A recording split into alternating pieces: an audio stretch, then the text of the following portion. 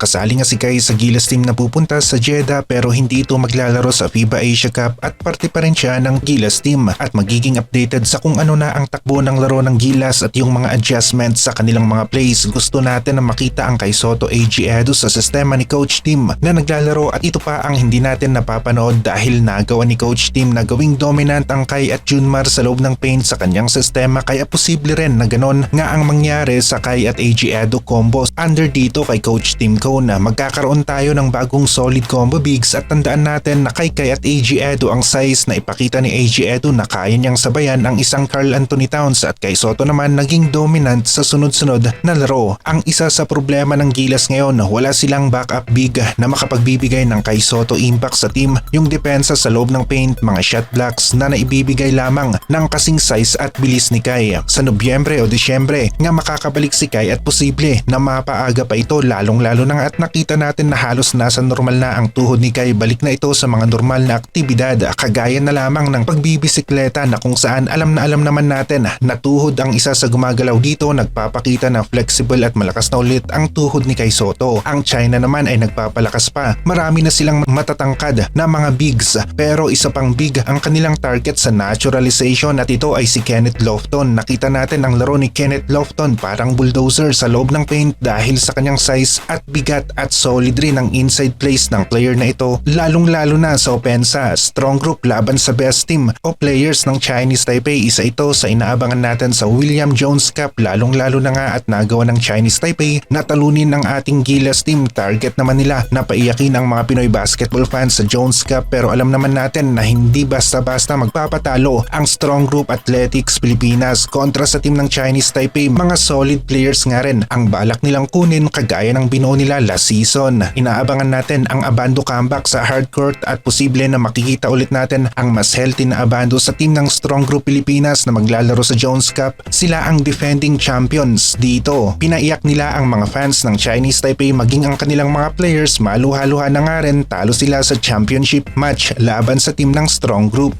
Coach Yeng nasabi na parang nakukulam ang Elasto Painters kapag kalaban nila ang NLEX Road Warriors, lalong-lalo na nga ang player na si Cyrus Torres dahil maganda ang laro niya laban sa team ni Coach Yeng na rain or shine Elasto Painters. Kayang-kaya niya ang depensa ng Elasto Painters at kahit nasa harapan pa niya ang kanyang kabantayan ay talagang naiiskuran nga niya ito. Sa madaling salita, mainit ang kanyang opensa kontra sa team ng rain or shine pero check naman na gagawin ni Coach Yeng ang adjustment na nararapat kung makakaharap pa nga nila ulit ang team ng NLEX Road Warriors. Junmar Fajardo ang leading na naman para sa award na Best Player of the Conference at ilang ulit na nating sinabi na kapag All Filipino, asahan na natin na si Junmar ang number 1 big natin. Walang sinabi ang ibang players kagaya na lamang ni Balti, ang MPBL hero na magiging kagaya nga raw ni Junmar.